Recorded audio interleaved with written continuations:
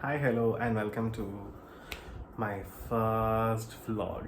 അപ്പോൾ ഇതിൻ്റെ അകത്ത് എനിക്കറിയത്തില്ല ഞാൻ എങ്ങോട്ടാണ് നോക്കേണ്ടതെന്നൊന്നും എനിക്കൊരു ഐഡിയ ഇല്ല.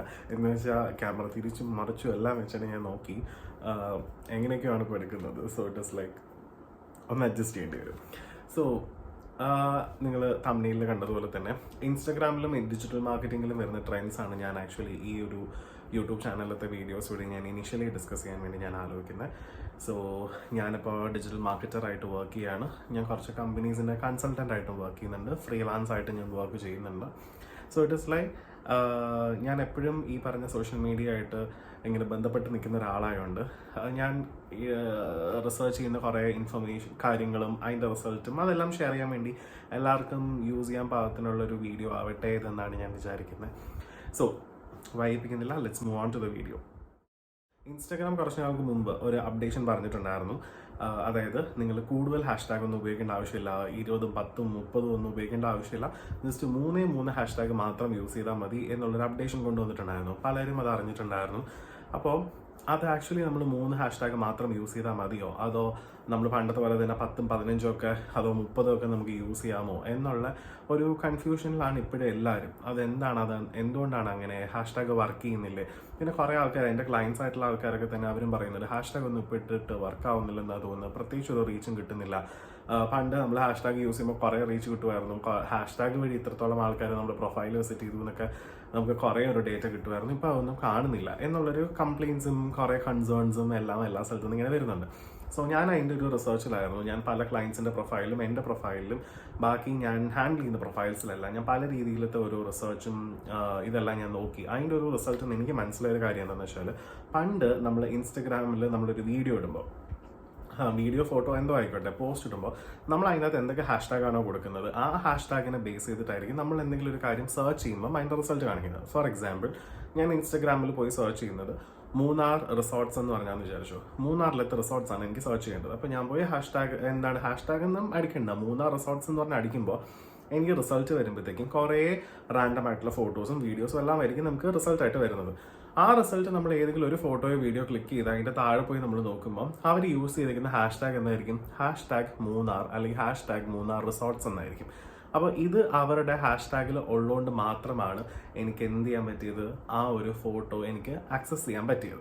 അപ്പോൾ ഇപ്പോഴത്തെ ഇൻസ്റ്റഗ്രാമിൻ്റെ അൽഗോരിതം മാറിയിട്ടുണ്ട്. അപ്പോൾ ഇപ്പോഴത്തെ ഇൻസ്റ്റഗ്രാമിൻ്റെ അൽഗോരിതം എങ്ങനെയാണെന്ന് വെച്ചാൽ, നമ്മൾ ഹാഷ്ടാഗിനെ ബേസ് ചെയ്തിട്ടല്ല, നമ്മുടെ കണ്ടന്റിനും കൂടെ സ്പെസിഫൈ ചെയ്തിട്ടാണ് നമ്മുടെ ഒരു റിസൾട്ട് വരുന്നത്. അതായത് ഇൻസ്റ്റഗ്രാമിലത്തെ സോഷ്യൽ മീഡിയയിൽ, എസ്പെഷ്യലി ഇൻസ്റ്റഗ്രാമിൽ ഇപ്പോൾ അവർ SEO കൂടെ ഇൻക്ലൂഡ് ചെയ്തിട്ടുണ്ട്, സെർച്ച് എഞ്ചിൻ ഒപ്റ്റിമൈസേഷനും കൂടെ അവരതിൻ്റെ അകത്ത് ഇൻക്ലൂഡ് ചെയ്തിട്ടുണ്ട്. അപ്പോൾ അതിൻ്റെ റിസൾട്ടായിട്ട് കുറേ അൽഗോരിതം ചേഞ്ചസ് വന്നിട്ടുണ്ട്. ആ അൽഗോരിതം ചേഞ്ചസ് കൊണ്ട് ഇപ്പോൾ നമ്മൾ മൂന്നാർ റിസോർട്ട്സ് എന്ന് പറഞ്ഞ് ചിലപ്പോൾ സെർച്ച് ചെയ്യുമ്പോൾ നമുക്ക് ചിലപ്പം #മൂന്നാർ റിസോർട്ട്സ് ഇൻക്ലൂഡ് ചെയ്ത ഒരു പോസ്റ്റ് കാണിക്കണമെന്ന് നിർബന്ധമില്ല. അതിന് പകരം നമ്മുടെ ഡിസ്ക്രിപ്ഷനിൽ, നമ്മളിടുന്ന ഫോട്ടോയുടെ താഴെ വരുന്ന ഡിസ്ക്രിപ്ഷനിൽ നമ്മൾ മൂന്നാർ റിസോർട്ട്സ് എന്ന് പറഞ്ഞ് കൊടുത്തിട്ടുണ്ടെങ്കിൽ ആ റിസൾട്ടും ആ പോസ്റ്റും നമ്മുടെ മുമ്പിൽ അപ്പിയർ ചെയ്യാനുള്ള ചാൻസസ് കൂടുതലാണ്. എന്തെന്ന് വെച്ചാൽ നമ്മുടെ കണ്ടന്റ് സ്പെസിഫിക്കലി ആ ഒരു കാര്യത്തിനെ റിലവൻസ് കൊടുക്കുന്നു എന്നുണ്ടെങ്കിൽ മാത്രമേ നമ്മുടെ പോസ്റ്റ് ഇങ്ങോട്ട് കൂടുതൽ ഫങ്ഷൻ ചെയ്യത്തുള്ളൂ. നമ്മൾ പണ്ട് #30 ഒക്കെ കൊടുത്തുകൊണ്ടിരുന്ന സമയത്ത് #likes, #followers, #food, travel, picnic എന്നൊക്കെ പറഞ്ഞ് ഇഷ്ടംപോലെ കൊടുക്കും. അപ്പോൾ അതുമായിട്ട് ഒരു ബന്ധവും നമ്മുടെ ഫോട്ടോയ്ക്ക് കാണത്തില്ല. നമ്മൾ ആ ടൈമിൽ കൊടുത്തിരുന്നത് നമുക്ക് കൂടുതൽ റീച്ച് ആ ഒരു ഹാഷ്ടാഗ് വഴി കിട്ടട്ടെ എന്ന് പറഞ്ഞിട്ട്, ഒരു ഫുഡ് ഇല്ലാത്ത ഫോട്ടോ ആണെങ്കിൽ തന്നെ #ഫുഡ് പോൺ, പിന്നെ ട്രാവൽ അഡിക്റ്റ് എന്നൊക്കെ പറഞ്ഞ് നമ്മൾ കൊടുക്കുമായിരുന്നു. അപ്പോൾ നമ്മുടെ ഫോട്ടോ പല സോഴ്സസിലോട്ടാണ് പോകുന്നത്. ട്രാവൽ സെർച്ച് ചെയ്യുന്ന ആൾക്കാരുടെ മുമ്പിൽ നമ്മുടെ ഫോട്ടോ വരും, ഫുഡ് സെർച്ച് ചെയ്യുന്ന ആൾക്കാരുടെ മുമ്പിലും വരും. പക്ഷേ ഇപ്പോൾ ഇൻസ്റ്റഗ്രാം ഉദ്ദേശിക്കുന്നത് ഇന്ന ഒരു കണ്ടന്റ് സെർച്ച് ചെയ്യുന്ന ആൾക്കാർക്ക് മാത്രം റിലവൻ്റ് ആണെങ്കിൽ ആ ഇൻഫർമേഷൻ കാണിച്ചാൽ മതി എന്നുള്ള ഒരു ടൈപ്പ് ഓഫ് അൽഗോരിതമാണ്. അതുകൊണ്ട് നമ്മൾ ഇങ്ങോട്ട് ഇടുന്ന ഹാഷ്ടാഗിൽ 3 ഹാഷ്ടാഗാണ് ഇടുന്നതെങ്കിൽ ആ 3 ഹാഷ്ടാഗും നമ്മുടെ കണ്ടന്റിന് ബിലോങ് ചെയ്യുന്ന ഹാഷ്ടാഗ് തന്നെ ആയിരിക്കണം. ഞാൻ എൻ്റേതായിട്ടുള്ള രീതി പറയുകയാണെങ്കിൽ ആ 3 ഹാഷ്ടാഗിലത്തെ ഒരു ഹാഷ്ടാഗ് നമ്മുടെ ഇൻഡസ്ട്രി ആയിട്ട് ബന്ധപ്പെട്ടിട്ടുള്ളതായിരിക്കണം. നമ്മുടെ ഫോട്ടോ എന്താണോ ആ ഫോട്ടോയിലത്തെ ഇൻഡസ്ട്രി, അതിപ്പോൾ എഡ്യൂക്കേഷൻ ആണെങ്കിൽ അതാണ് ഇൻഡസ്ട്രി, അല്ല ഫുഡ് ഫോട്ടോഗ്രാഫി ആണെങ്കിൽ അതാണ് നമ്മുടെ ഇൻഡസ്ട്രി, ഫോട്ടോഗ്രാഫി ആണെങ്കിൽ അതാണ് ഇൻഡസ്ട്രി.